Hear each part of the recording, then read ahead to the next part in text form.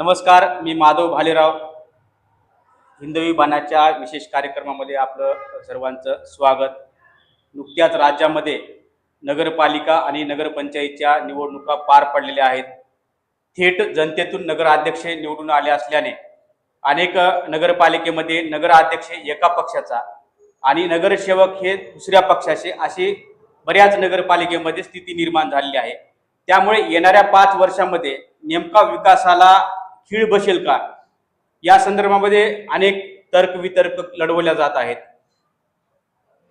त्या संदर्भामध्ये आपण सखोल अशी चर्चा करणार आहात. आपल्यासोबत ज्येष्ठ पत्रकार आहेत डॉक्टर प्राध्यापक गंगाधर तोगरे सर. सर, हिंदवी बाणामध्ये आपलं स्वागत आहे. आपण जर बघितलं तर अनेक नगरपालिका निवडणूक किंवा नगरपंचायतीमध्ये नगराध्यक्ष हा थेट जनतेमधून असल्यामुळे बऱ्याच ठिकाणी नगराध्यक्ष हा दुसऱ्या पक्षाचा तर नगरसेवक हे दुसऱ्या पक्षाचे निवडून आलेले आहेत. त्यामुळे येणाऱ्या काळामध्ये 5 वर्षामध्ये विकासाला नेमकी खीळ बसेल का, या संदर्भामध्ये थोडंसं आपण एक ज्येष्ठ पत्रकार म्हणून कशा पद्धतीने विश्लेषण करणार आहात? राज्यामध्ये कंधारसह अनेक नगरपालिका नगरपंचायती अशा आहेत की त्या जनतेमधून थेट नगराध्यक्ष हा एका पक्षाचा आला आणि बहुमत हे दुसऱ्या पक्षाला आलेलं आहे. मग या दोन्हीमध्ये टोकाचं राजकारण होऊन आपल्या गावचे विकासाचे प्रश्न मार्गी लागतील का, आपल्या गावाला ज्या काही मूलभूत सुविधा आहेत त्या मिळतील का, अशा पद्धतीची एक वेगळी चर्चा आजही अनेक शहरामध्ये आपल्याला होताना आढळून येते. परंतु जनतेमधून नगराध्यक्ष थेट आल्याच्या नंतर, निवडून आल्याच्या नंतर, त्याच्यामध्ये पहिला मुद्दा असा आहे की निवडणुका संपल्याच्या नंतर राजकारण बाजूला ठेवून या दोन्ही पक्षाच्या नगरसेवक आणि नगराध्यक्षांनी एकत्रित येऊन त्या शहराच्या विकासासाठी झोकून देऊन काम केलं पाहिजे, अशा पद्धतीची भावना या नागरिकांमध्ये आहेत. आणि ते अपेक्षा असणं, भावना असणं हे साहजिक आहे. कारण का शहराचे प्रश्न काय असतात, नेमकं पाणी, स्वच्छता, दिवाबत्ती, याच्या पलीकडे काय नेमकं राहणार आहे, मग ते तरी आपल्याला वेळेत मिळालं पाहिजे, अशा पद्धतीची भावना असते आणि हे झालं पाहिजे अशी अपेक्षा ही नागरिक व्यक्त करत असतात. परंतु राजकारणामध्ये जर टोकाचं राजकारण झालं तर मग हे नगराध्यक्षावर बहुमत नसल्यामुळं अविश्वास हे विरोधी पक्षाकडून आणला जाईल का? तर 2022ला तत्कालीन मुख्यमंत्री एकनाथ शिंदे यांच्या कार्यकाळामध्ये 2022ला एक अधिनियम निर्गमित करण्यात आला. त्यामध्ये असे कठोर अशा अटी या नगराध्यक्षावर अविश्वास आणण्यासाठी घालण्यात आल्या. त्यामध्ये मुळात नगराध्यक्षाला 2.5 वर्ष अतिशय मोकळेपणानं काम करता येणार आहे. कारण का 2.5 वर्षापर्यंत नगराध्यक्षावर अविश्वास हा दाखल करता येणार नाही, अशा पद्धतीची तरतूद आहे. जर समजा 2.5 वर्षाच्या नंतर अविश्वास दाखल करायचा असेल तर हे अविश्वास दाखल करत असताना त्याच्यामध्ये पुन्हा काय करायचंय की आपल्याला 2.5 वर्षानंतर नगराध्यक्ष असो की नगरसेवक असो, जर समजा व्यवस्थित काम करत असतील तर त्याचा काही विषयच नाही. पण जर समजा नगराध्यक्ष व्यवस्थित काम करत नसतील, अशा पद्धतीची भावना विरोधी नगरसेवकामध्ये तयार झाली असेल तर तशा पद्धतीचे ठोस पुरावे आणि आरोप या विरोधी नगरसेवकाला करावे लागतील. तशा पद्धतीचा ठराव हा निम्म्या नगरसेवकाच्या माध्यमातून जिल्हाधिकाऱ्याकडे सादर करावे लागेल. त्यानंतर मग ज्यावेळेस अविश्वास मंजूर करायचा असेल तर ते बहुमतानं मंजूर करून घ्यावा लागेल. आणि तो ठराव ज्यावेळेस मंजूर होईल तर तशा पद्धतीचा चौकशीचा अहवाल हा जिल्हाधिकारी हे राज्य शासनाकडे पाठवतील आणि राज्य शासन या विषयावर अंतिम निर्णय घेईल. मग असा अंतिम निर्णय हा शासनाचा आहे. मग जर समजा ठराव पारित झाला तर पुन्हा नगरसेवकामधून नगराध्यक्ष होण्याची कुठलीही तरतूद या अधिनियमात नाही आहे. म्हणजे नगराध्यक्षपदे रिक्तच राहील. त्यामुळं नगराध्यक्षपद रिक्त ठेवून म्हणजे कामाचा पुन्हा विचका होणार. त्याच्यामुळं दोन्हीही गट हे एकत्रितपणे काम करतील अशा पद्धतीचं एक सामंजस्याची भूमिका ही शासनाच्या सुद्धा अधिनियमात थोडक्यात आहे असंच आपल्याला म्हणता येईल. त्यामुळं नगराध्यक्षाला अविश्वास आणणे, त्याला पदच्युत करणे, अविश्वास पारित करणे याच्याही पेक्षा 2.5 वर्षापर्यंत त्याला जे काही वेगवेगळे म्हणजे बहुमत नसल्यामुळे अडथळे आणणे, विकासाला अडथळे आणल्याच्या नंतर लोकांचे जे काही प्रश्न आहेत ते प्रश्न मार्गी लागत नाही. परंतु नगराध्यक्षाला वित्तीय मंजुरीचे विशेष अधिकार आहेत. जर समजा 1 कोटीच्या मध्ये काही कामं असतील, नगरपालिकेचा निधी असेल, शासनाचा निधी असेल, तर या शासनाच्या निधीला तर कुठलाही म्हणजे विरोधी गट असेल किंवा सत्ताधारी गट असेल हे तर विरोध करू शकत नाहीत. परंतु विशेष अधिकारामध्ये, वित्तीय विशेष अधिकारामध्ये 15% म्हणजे 1 कोटीपर्यंतची कामं, त्याच्या खालची कामं ही नगराध्यक्षाला करता येतात अशा पद्धतीची तरतूद याच्यामध्ये आहे. असं अनेकांशी चर्चा केल्याच्या नंतर हे आपल्याला दिसून आलं. आपण पूर्वी जर बघितलं 2/3 नगरसेवक अविश्वास ठराव दाखल करण्यासाठी आवश्यक होते, परंतु ही जी पूर्वीची जी अट होती ती अट करून आता निम्मे नगरसेवकही अविश्वास ठराव दाखल करू शकतात अशा पद्धतीची अट याच्यामध्ये तरतूद केलेली आहे. परंतु अविश्वास ठराव आणणं हे एवढं सोपं नाही. नाही, विशेष म्हणजे कसं आहे की थेट जनतेमधून निवडून आल्यामुळं त्यांना असं एक संरक्षण त्या अधिनियमामध्ये देण्यात आलेलं आहे की 2.5 वर्ष तर काही करता येत नाही, हा पहिला मुद्दा बाजूला गेला. बहुमत नाही म्हणून कामं करता येत नाही असंही काही नाही, कारण का वित्तीय विशेष अधिकार हे नगराध्यक्षाला आहेत, त्याच्यामुळे ती कामं करून घेऊ शकतात. त्याच्यामुळे दोन्ही गटाला नाईलाजानं कमीना पण समन्वय साधावा लागेल. एवढं करूनही जर समजा अविश्वास पारित झाल्याच्या नंतर, शासनानं त्याला मान्यता दिल्याच्या नंतर नगराध्यक्ष हा न्यायालयात धाव घेऊ शकतो, त्याला स्थगित आणू शकतो. त्याच्यामुळे ही जी काही प्रक्रिया आहे ही प्रक्रिया किचकट आहे. त्यामुळे हे 5 वर्ष असेच निघून जातात. गेल्या वेळेस सुद्धा कंधार शहरामध्ये हीच अवस्था होती, नगराध्यक्ष एका पक्षाचा, बहुमत दुसऱ्या पक्षाचं, परंतु 5 वर्ष हे व्यवस्थितपणे हे निघून गेले. तशाच पद्धतीने हे सुद्धा 5 वर्ष निघून जातील. माझं तर म्हणणं असं आहे की दोन्ही गटाने, दोन्ही पक्षाने एकत्रित येऊन या शहराचा पाणी पुरवठ्याचा जो प्रश्न आहे तो प्रश्न हा कायमचा सोडवला पाहिजे. कारण का नगर परिषदेने यापूर्वी एक पाणी पुरवठ्याची 58 कोटीची योजना ही तयार केली होती. तयार केल्याच्या नंतर त्या मंजुरीच्या प्रक्रियेमध्ये अडकलेली होती, परंतु ते बरेच दिवस झालं.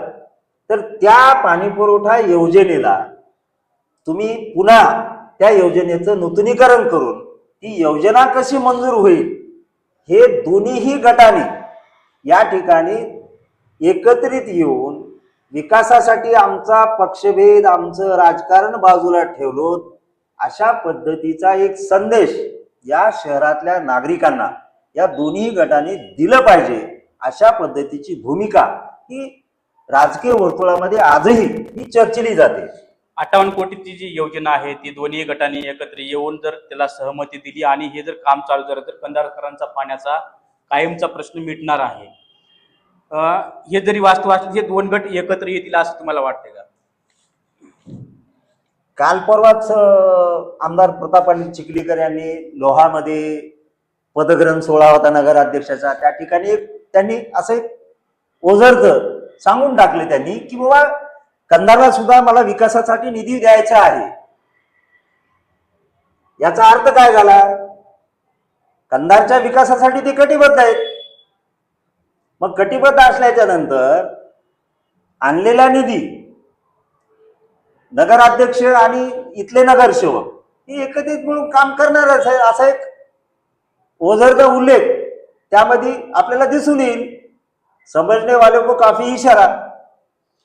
असं दुसऱ्या एक याच्यामध्ये मुद्दा असा आहे की स्वीकृत सदस्य जे नागपूरच्या अधिवेशनामध्ये अधिवेशन झालं आणि त्यामधून मीडियाच्या माध्यमातून अनेक बातम्या समोर आल्या की 6 नगरसेवकाच्या पाठीमागे एक स्वीकृत सदस्य नेमण्याच्या बातम्या समोर आल्या, परंतु तशा पद्धतीचे काही आदेश आलेले नाहीत.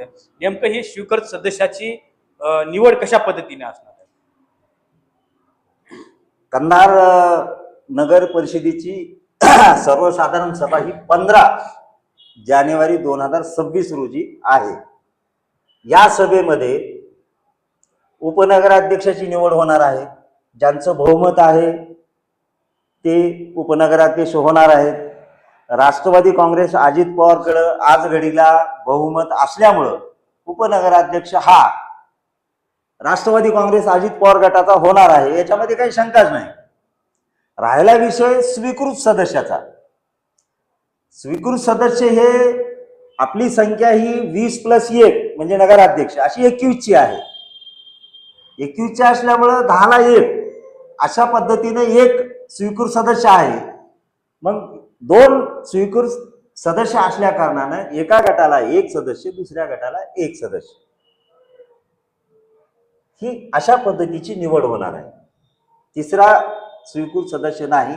आणि हे स्वीकृत सदस्याचं प्रस्ताव त्या गटाने जिल्हाधिकाऱ्याकडे बैठकीच्या अगोदर 1 दिवस अगोदर त्या ठिकाणी दाखल करायचा आहे.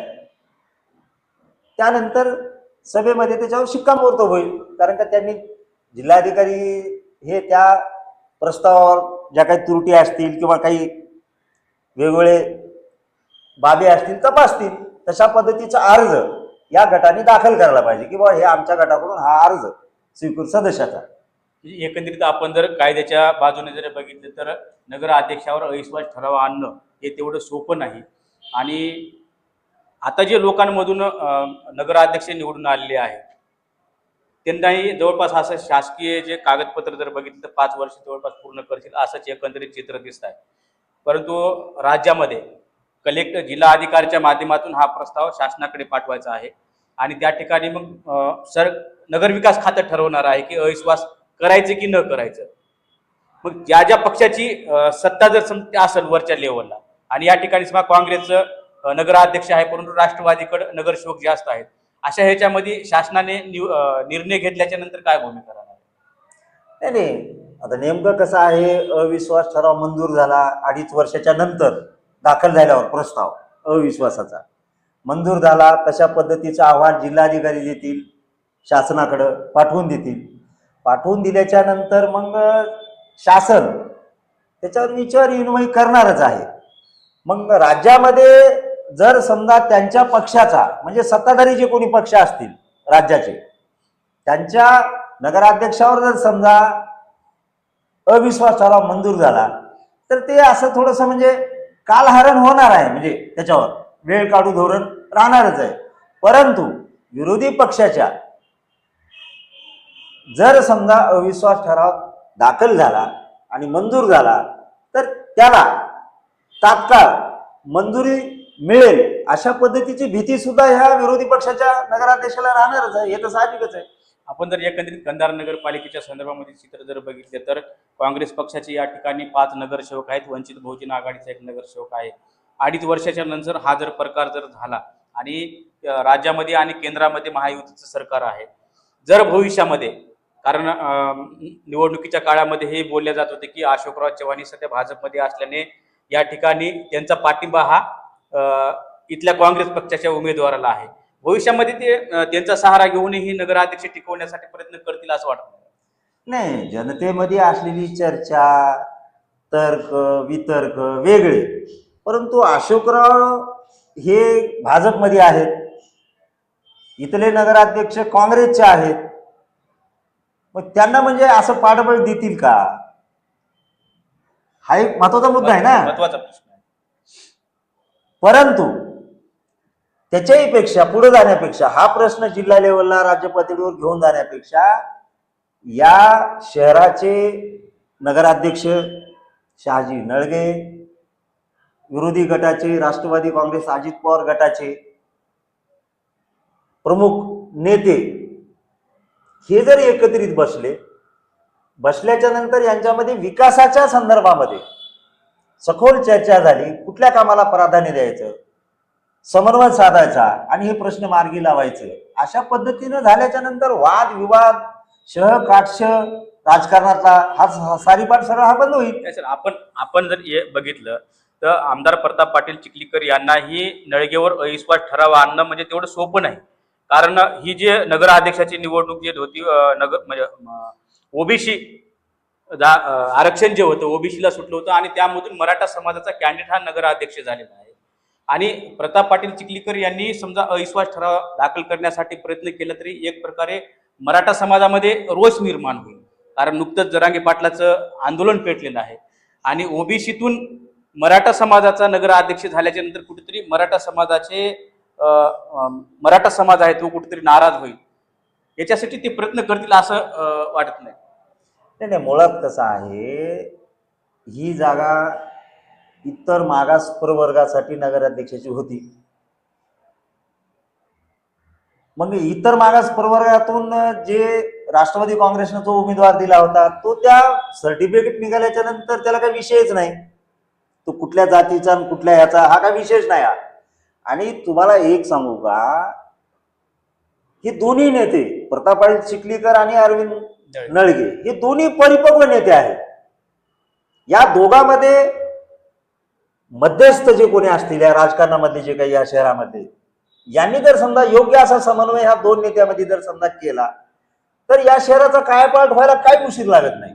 कारण का, येणाऱ्या राजकारणामध्ये गंमत कशी आहे, अविश्वास ठराव आणला आणि नगराध्यक्ष पायउतार झाला, पुन्हा नगराध्यक्षाची तरतूदच नाही ना, पुन्हा नगराध्यक्ष करणार म्हणजे नगराध्यक्ष होणार कारभार करायचा का पुन्हा, हाही विषयच आहे ना शेवटी. कारण नगराध्यक्ष हा नगरसेवकामधून होणार नाही अशा पद्धतीची तरतूद त्या अधिनियमात आहे. त्याच्यामुळे ती जोखीम कोण घेणार, जनतेचा रोष कोण घेणार, ज्यानं कोणी हा रोष घेईल त्याच्याबद्दल म्हणजे पुन्हा आणखी लोकांच्या मनामध्ये एक हे कुठल्याही कामाला आलं की अशा पद्धतीने हे आडकाठी आणतात, हा मॅसेज या स्थानिक कार्यकर्त्यापेक्षा प्रगल्भ व्यापक राजकारण प्रताप पाटील चिखलीकर हे करतील अशा पद्धतीची भावना ह्या शहरामध्ये सुद्धा आहे. म्हणजे आपण या आजच्या चर्चेवरून असं समोर येत आहे की नगरपालिकामध्ये दोन्ही गटांनी एकत्र येऊन काम करणं हेच काळाची गरज आहे. कारण अविश्वास ठराव किंवा गटतट राजकारण करण्याच्या ऐवजी दोघांनी एकत्र येऊन शहराचा विकास करणं हेच महत्त्वाचा विषय आहे. जनतेला सुद्धा तेच अपेक्षा आहे की दोघांनी एकत्र यावं, दोघांनाही समान संधी दिली, बहुमत एकाला दिलं, नगराध्यक्ष एकाला दिला, म्हणजे इथल्या जनतेचं प्रेम हे दोघांवरही आहे असा त्याचा अर्थ आहे. त्याच्यामुळे जनतेच्या प्रेमापोटी या दोन्हीही नेत्यांनी या दोन्हीही गटांनी एकत्रित येऊन या शहराचा सर्वांगीण विकास करावा अशा पद्धतीची भावना या शहरातल्या नागरिकाची आहे. धन्यवाद सर, आपण सखोल अशी माहिती दिलात.